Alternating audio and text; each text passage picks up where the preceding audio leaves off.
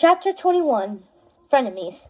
They still had ample time before the meeting, so when Carlos mentioned that he was hungry, Evie suggested they walk back into town to the slop shop to get something to eat. After refusing to tell them any more about what they knew about Corella's whereabouts, Harry and Jace had run off, giggling mysteriously to themselves, and she was glad to be rid of their company.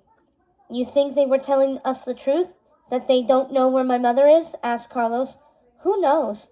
Between those two, I'll be surprised if they remember their names," said Evie, once again cursing herself for forgetting to change into comfortable footwear. "Where do you think they are, then?" asked Carlos, playing with the zipper on his jacket. "Our parents, I mean."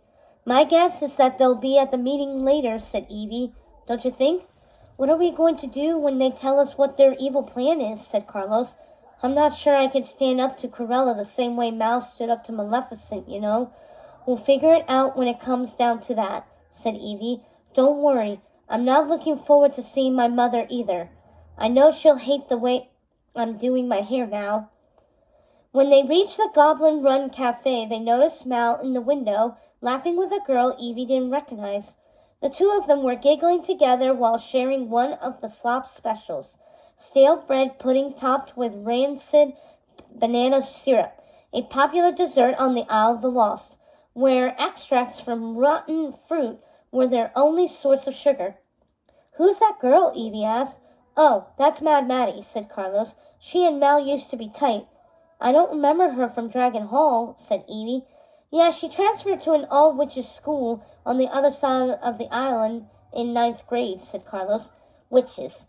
Even if you can't practice magic on the island, they still think they should teach their kids about it." He led them to the counter and ordered snacks. The goblin grunted and shoved 2 streaming hot cakes on paper plates their way.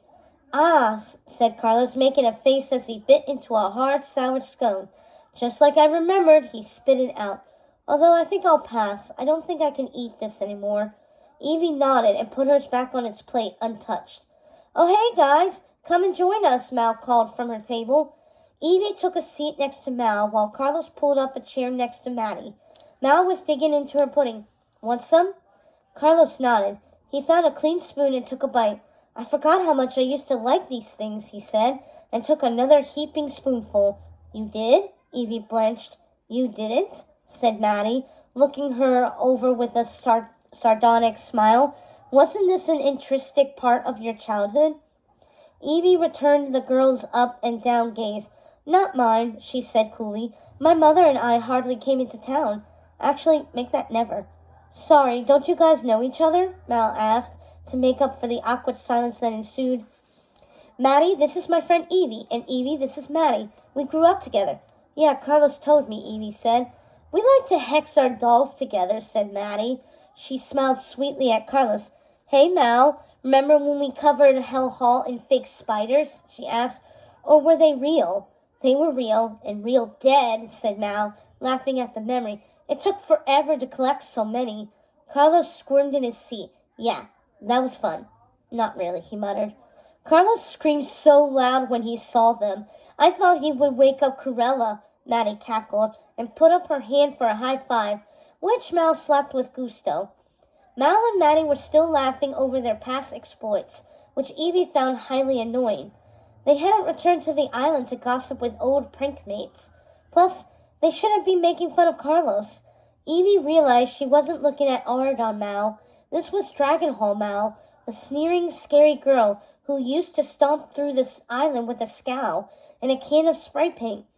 Evie cleared her throat to get their attention. "So, Maddie, do you guys have any idea where my mom is?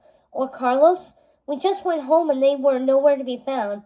Maddie crumbled her napkin and pushed her bowl away just as the goblin came by, and grumbly reminded them that there was no lingering at the tables. "You really don't know?" she asked coyly. "No, we really don't," said Evie, who had had it with this girl's snickering innuendo. Maddie was acting as if she knew a wicked secret and wouldn't share. "Do you know anything?" Mal asked Maddie.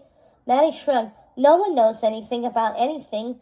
She continued to eat her pudding, a sly smile on her face. Evie didn't like the girl, but even if she did, she knew Maddie was lying. She knew something about where Evil Queen, Jafar, and Cruella de Vil had gone. That was for sure. Was she in cahoots with them and this anti-heroes club? Evie wouldn't put it past her. It was almost time to head over to the anti-heroes meeting, and Evie felt herself break out in a cold sweat, imagining what was in store for them. Evil schemes was only a class taught at Dragon Hall, but Cruella de Vil, Evil Queen, and Jafar would spin an evil scheme in their sleep. They lived and breathed for malice and revenge. Who knew what kind of terrible surprise their parents had cooked up for their return?